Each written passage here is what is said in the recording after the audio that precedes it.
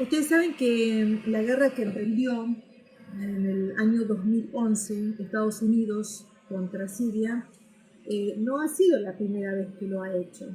Ya 70 años atrás, apenas se había independizado Siria, comenzaron las operaciones de conspiración para crear un desorden institucional en Siria. Tengan en cuenta esto que voy a comentar ahora y se fijan lo parecido que es, o sea, pasaron 70 años, sin embargo, el tipo de conspiración no ha pasado. El gobierno de Estados Unidos en aquel momento impulsaba un golpe de Estado en Siria, apenas se había independizado Siria de Francia. ¿Cuál era el motivo en aquel momento? Había dos motivos, igual que el de ahora. Uno era el trazado del gasoducto, que suena parecido, ¿no? Y el otro era el Estado de Israel. Israel se había instalado en Palestina ya en el 48, cuando en el 47 ha sido votado en Naciones Unidas la división de Palestina en dos estados. Uno seguían viviendo los árabes de Palestina y el otro se lo entregaba a la organización sionista, una organización europea que venían desde Europa y se instalaban. Un cambio demográfico, bueno, esto lo vamos a hablar un poco más adelante nuevamente, porque hemos hablado mucho, pero vamos a hablar más adelante cuando hablemos del NAC. Pero recuerden, estos dos motivos que tenía Estados Unidos en aquel momento. Uno era el trazado de un gasoducto y el otro era la instalación, la imposición, la implantación del Estado de Israel. La década del 40, fines del 40, ya la década del 50, era la década del nacimiento del nacionalismo árabe, del pannacionalismo árabe se lo llamó, pero también del nacionalismo sirio, impulsado por un joven intelectual libanés que se había exiliado en Sudamérica en la época de la ocupación francesa de Siria y Líbano. Se trataba de Antun Saadeh, ¿no? Teníamos el nacimiento de esos dos nacionalismos que habían nacido ya en la década del 30 el nacionalismo sirio y en la década del 40 el nacionalismo árabe, pero que tenían mayor impulso ya fines del 40 cuando se independizaba Siria y el Líbano. Ambos nacionalismos se referían permanentemente al tema del petróleo y los recursos energéticos en manos de sus dueños. Esto Antun Saadeh ha hecho artículos muy importantes ya en la década del 30 acerca de la importancia del petróleo que tiene en la política de los estados.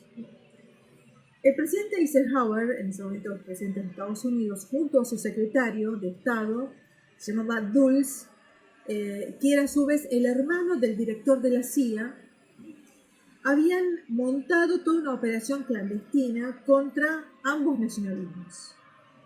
Comenzaba así la era del apoyo a regímenes dictatoriales, como el de Arabia Saudita, el de Jordania, el de Irak, y un régimen títere como era el del Líbano, el de Abdel.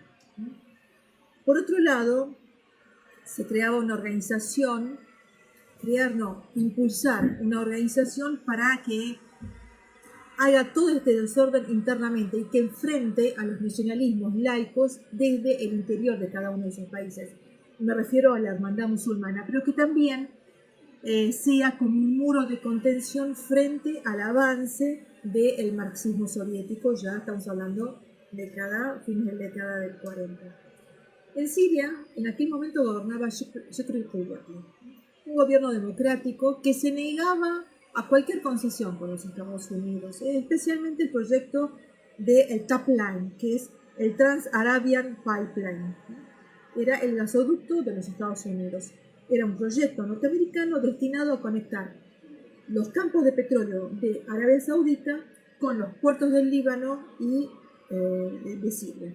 Pasaba por Siria y salía por Sidón hacia Europa. Para ello eligieron en Siria a un militar que se había corrompido en la época del mandato francés, que hablan de Hussein Zain, en la época de la ocupación de Francia de Vichy. Le habían dado dinero, él se había formado en el ejército turco luego lo traen los franceses, lo que hacen es ponerlo al frente para que combatiera a todos aquellos sirios que estaban combatiendo contra los franceses. Le habían dado dinero y obviamente trabajó para la ocupación francesa. Los norteamericanos tuvieron esa intención. Bueno, si este operó con los franceses contra su propio país, ¿por qué no hacer lo mismo? Porque después de independizada Siria, ya cuando Francia se fue de Siria, él sale de la prisión junto a otros militares que lo habían acompañado. En los últimos días de marzo, 31 de marzo del 49, exactamente ese día, se da un golpe de Estado en Siria. Ahí comienza la era de los golpes de Estado en Siria. En el año 49 hubo 3 golpes en Siria. Así entonces comenzaban los golpes en Siria y lo comenzaba Hosni Zain, cuya teoría era, él decía, es mejor tener un muy buen ataque o un ataque más o menos que la mejor defensa. Así se apoderó de todas las fuerzas de seguridad del país y de la radio oficial, me refiero. Detuvo a Shukri Kuwati, el presidente de la República, detuvo al jefe del Parlamento, detuvo a varios ministros, y la primera medida que toma es, por supuesto, lo que era clausurar el Parlamento. Lo primero que hace es clausurar el Parlamento, lo disuelve, hace una nueva constitución, y la primera medida que firma, el primer decreto que firma, es aprobar el oleoducto norteamericano. Luego firma un armisticio con Israel. Estamos hablando del 49, Israel se instala en el 48. Firma un armisticio con Israel y deja vinculada la libra siria con el franco francés. Estas son las obras maestras de Hosni Zain. Pero Hosni Zain, para los que somos los Qaumi, es una de las piedras más nefastas de la historia nuestra y una de las grandes vergüenzas, más allá del golpe de Estado que dio en Siria, más allá de los muertos que tiene en su haber.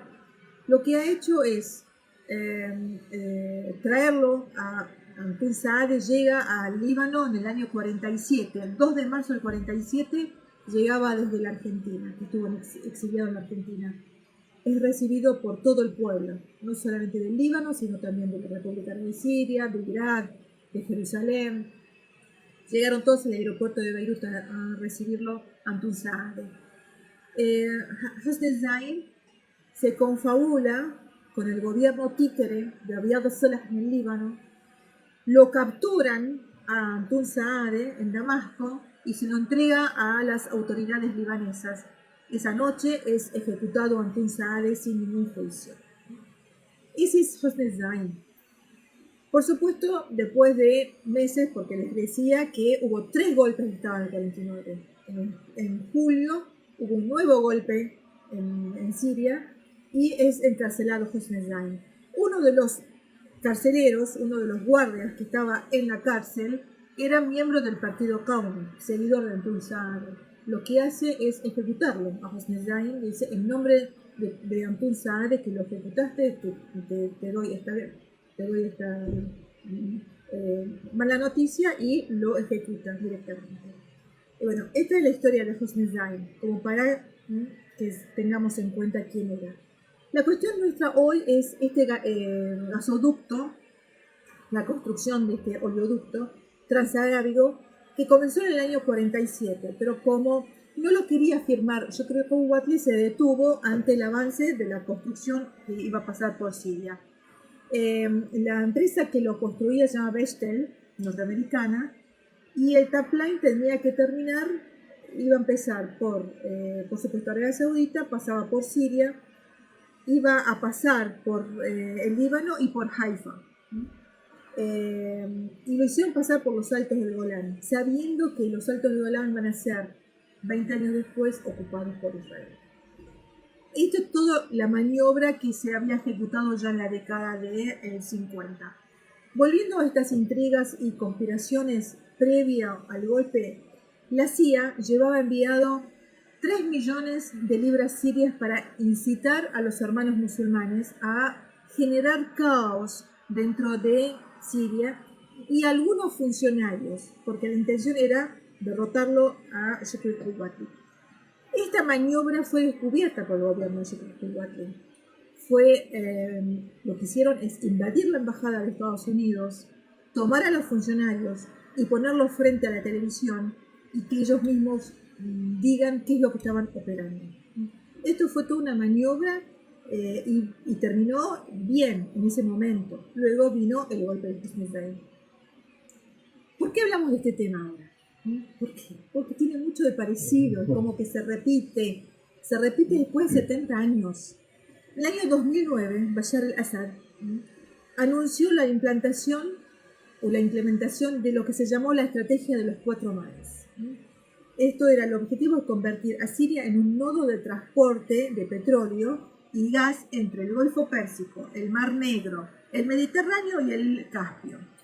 Ya en el 2011, Siria firma un convenio con Irak e Irán para construir este nuevo gasoducto que saldría del yacimiento de gas de South Pars en Irán y pasaría por Irak y por Siria. Desde allí va al Mediterráneo y por supuesto llegaría a Europa, sin pasar por Turquía ni por los países del Golfo. El proyecto iba a costar alrededor de 10.000 millones de dólares y tendría la capacidad de transportar 110 millones de metros cúbicos al día y hubiera empezado a funcionar en 2014-2016. Frente a este proyecto nacional de la región estaba otro proyecto también de semejante envergadura y que también convertiría a Siria en un lugar de transporte de la energía, pero llevado por Estados Unidos. Este otro gasoducto iba a pasar por Qatar, iba a pasar por Turquía, Arabia Saudita, por Jordania, por Siria, por Israel y también por Turquía. Siria se negó a este proyecto y ahí se decidió el futuro de Siria. Entonces aquí estamos en condición de afirmar que la guerra que los medios llamaron guerra civil en Siria no fue una guerra civil, no es una guerra civil. Lo que comenzó en Daraa en ese momento no tenía nada que ver con la guerra que hoy lleva Siria a lo largo de estos 10 años, porque comenzaba 2 años antes de aquel 2011, comenzaba en el 2009, cuando Bashar al-Assad se negó a ese gasoducto y a firmar lo mismo en ese momento Shukri al-Quwati se le había negado a firmar. En el 1949 dieron un golpe de Estado. Acá iniciaron una guerra. Acá lo que querían era cambiar el régimen, voltear a Bashar al-Assad y hacer todo un cambio. Habían entrado nuevamente en juego otro actor, o es el mismo actor, o la misma denominación y con otras denominaciones. La Hermandad Musulmana y los grupos salafistas representados por Frente al-Nusra y luego por ISIS. Y por supuesto los aliados árabes de Estados Unidos en la región.